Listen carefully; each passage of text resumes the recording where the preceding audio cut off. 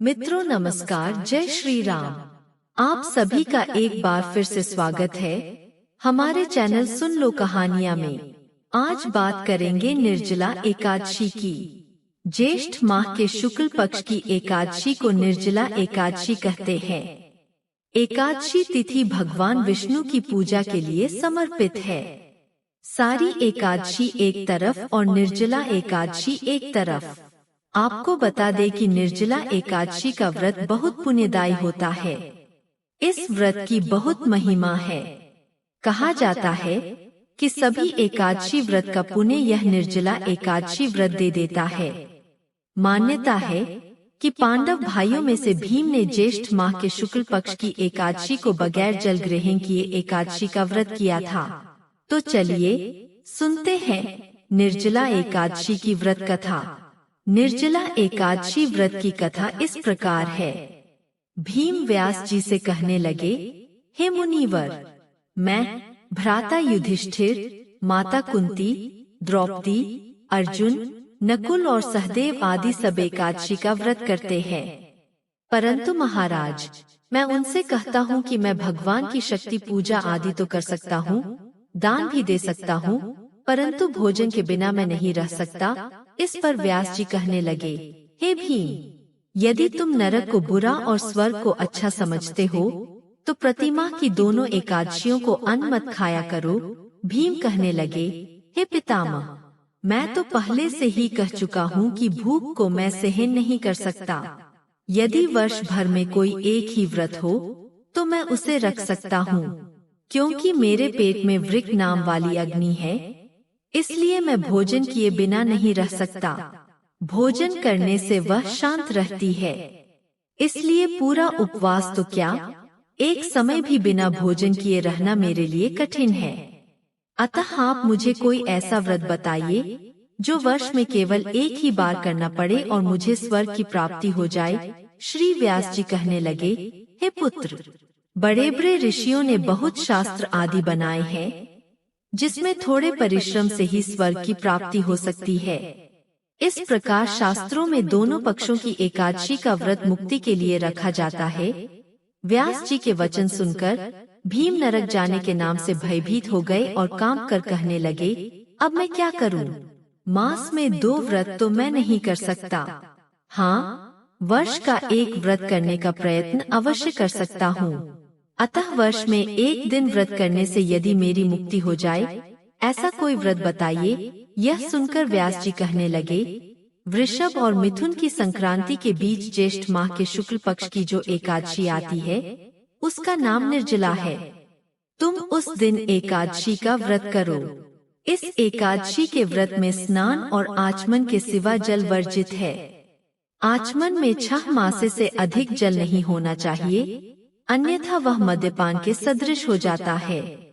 इस दिन भोजन नहीं करना चाहिए, क्योंकि भोजन करने से व्रत नष्ट हो जाता है। यदि एकादशी को सूर्योदय से लेकर द्वादशी के सूर्योदय तक जल ग्रहण न करे तो उसे सारी एकादशियों के व्रत का फल प्राप्त होता है। द्वादशी को सूर्योदय से पहले उठकर स्नान आदि करके ब्राह्मणों आदि को दान देना चाहिए। इसके पश्चात भूखे और सत्पात्र ब्राह्मण को भोजन कराकर अपने आप भोजन ग्रहण कर लेना चाहिए। इसका फल पूरे एक वर्ष की संपूर्ण एकादशियों के बराबर होता है। व्यास जी कहने लगे, हे भीम, यह मुझको स्वयं भगवान ने बताया है। इस एकादशी का पुण्य समस्त तीर्थों और दानों से अधिक है। केवल एक दिन मनुष्य निर्जल रहने से पापों से मुक्त हो जाता है। जो मनुष्य निर्जला एकादशी का व्रत करते हैं उनकी मृत्यु के समय यमदूत आकर नहीं खींचते और भगवान के पार्श्व उसे पुष्पक विमान में बिठाकर स्वर्ग को ले जाते हैं। अतः संसार में सबसे श्रेष्ठ निर्जला एकादशी का व्रत है, इसलिए यत्न के साथ इस व्रत को करना चाहिए। उस दिन ओम नमो भगवते वासुदेवाय मंत्र का उच्चारण करना चाहिए और गौदान करना चाहिए। इस प्रकार व्यास जी की आज्ञा अनुसार भीम ने इस व्रत को किया। इसलिए इस एकादशी को भीमसेनी या पांडव एकादशी के नाम से भी जाना जाता है। निर्जला व्रत करने से पूर्व भगवान से यह प्रार्थना करें, हे भगवान, आज मैं निर्जला व्रत करता हूँ। दूसरे दिन भोजन करूँगा। इस व्रत को श्रद्धा पूर्वक करूँगा। अतः आपकी कृपा से मेरे सब पाप नष्ट हो जाएं। इस दिन जल से भरा हुआ एक घड़ा वस्त्र से ढककर स्वर्ण सहित दान करना चाहिए। जो मनुष्य इस व्रत को करते हैं उनको करोड़ों पल सोने के दान का फल मिलता है। और जो इस दिन यज्ञ करते हैं उनका पुण्य तो कहा ही नहीं जा सकता। इस एकादशी के व्रत से मनुष्य विष्णु लोक को प्राप्त होता है। जो मनुष्य इस दिन अन्न खाते हैं वे चांडाल के समान हैं। वे अंत में नरक में जाते हैं। जिसने निर्जला एकादशी का व्रत किया है वह चाहे ब्रह्महत्यारा हो, मद्यपान करता हो, चोरी की हो या गुरु के साथ द्वेष किया हो, मगर इस व्रत के प्रभाव से स्वर्ग को जाता है। हे कुंती पुत्र, जो पुरुष या स्त्री श्रद्धा पूर्वक इस व्रत को करते हैं उन्हें अग्रलिखित कर्म करने चाहिए। प्रथम भगवान का पूजन, फिर गौदान, ब्राह्मणों को मिष्ठान व दक्षिणा देनी चाहिए तथा जल से भरे कलश का दान अवश्य करना चाहिए। निर्जला के दिन अन्न, वस्त्र, जूती आदि का दान भी करना चाहिए। जो मनुष्य भक्ति पूर्वक इस कथा को पढ़ते या सुनते हैं उन्हें निश्चय ही स्वर्ग की प्राप्ति होती है। तो यह थी निर्जला एकादशी की व्रत कथा। आपको यह कथा कैसी लगी कमेंट करके जरूर बताएं। चैनल को सब्सक्राइब करें, वीडियो को लाइक करें।